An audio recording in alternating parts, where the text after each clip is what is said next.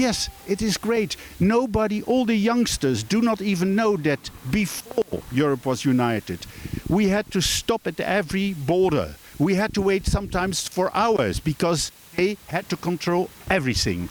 We then had to change money because every country had its own value. So banks made a lot of money on the exchange things. So all these things disappeared, but the youngsters do not know it. And all these populist parties use this as saying, well, before it was better. No, before it was shit, and now it is the great thing.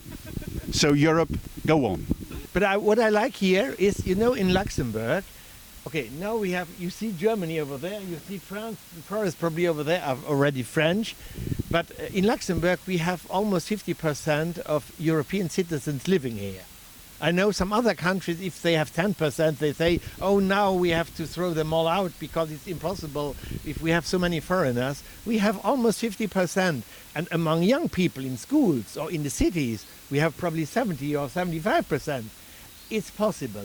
Wir sprechen auch öfter mit Jugendlichen und da wird so oft gesagt, dass es entweder kein Thema in der Schule ist, was ich schon schockierend finde. Also es muss doch in der Schule einem was zu Europa beigebracht werden. Das ist eines der zentralen Themen heute. Und auch, dass gleichzeitig, wir hatten mal ein Gespräch mit Jugendlichen vom Europagymnasium oder von der Europaschule in Deutschland, war das in Nordrhein-Westfalen. Und die meinten auch, dass es eigentlich deren erstes außerschulisches Gespräch über Europa gewesen wäre oder beziehungsweise das erste Gespräch, wo man einfach mal frei hätte sprechen können über Europa. Ich bin jetzt bald 75 Jahre alt. Seit Beginn der 90er Jahre bemühe ich mich um direkte Demokratie. Und das ist ein langer Prozess, der mich natürlich oder meine Generation auch entmutigt hat, dass so wenig passiert an direkter Demokratie in Deutschland zum Beispiel, in der EU. Und jetzt kommt eine Jugend, die greift dieses Thema auf und den Europagedanken. Das gibt, ich sage jetzt mal meiner Generation auch wieder Ermutigung. Das finde ich unheimlich wichtig, was da passiert. Und natürlich müssen wir in die Schulen gehen.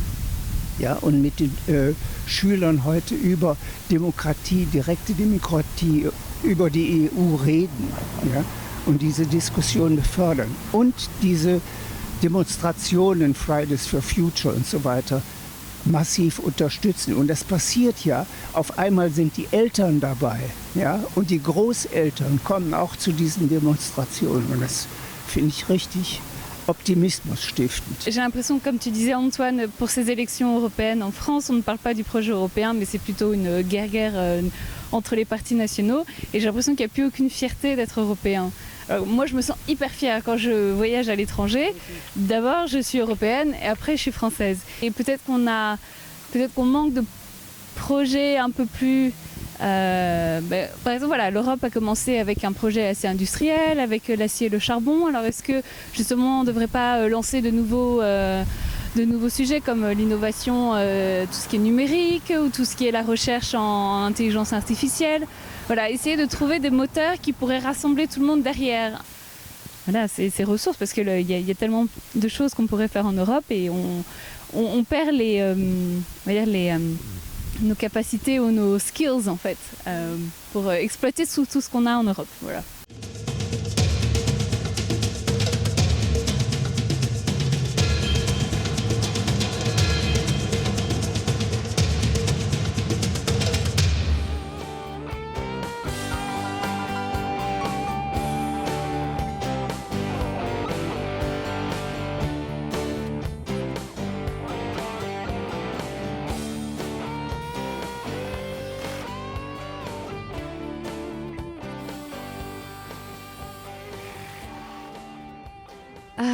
As you said prior, I think we have to really become aware that the fact that natural resources are scarce and limited, and I think we stand a little bit in our personal comfort that we have everything, and we don't have a realistic perspective that I think that we as grown people must have and must teach this to our kids and make a better use of resources from now.